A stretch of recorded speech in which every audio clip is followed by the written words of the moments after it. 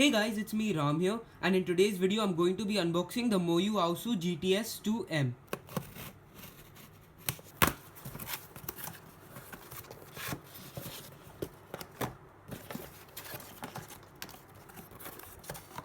So in the box we've got this 15% off coupon. This is really nice. Then we've got this nice Cube Lelo band, and we've got the Moyu Aosu GTS2M.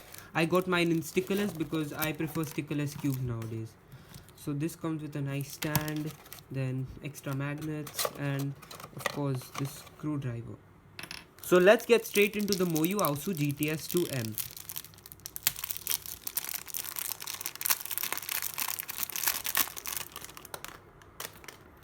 Anyways, this cube looks pretty good. Let's do first turns.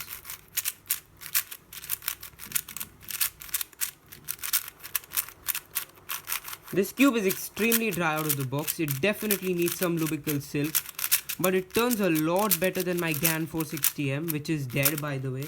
It's also kind of slow out of the box and dry. Let's check out the corner cutting. It can do about a piece, I guess. That's pretty decent corner cutting. Reverse is not much as of now. Overall, this does turn pretty nicely. Let's check out the inner layers. Yeah, the inner layers are a little locky right now.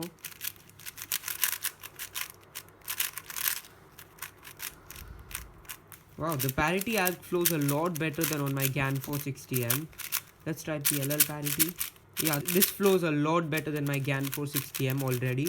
I'm pretty impressed with this actually. For my first impression, I would give this cube an 8 out of 10.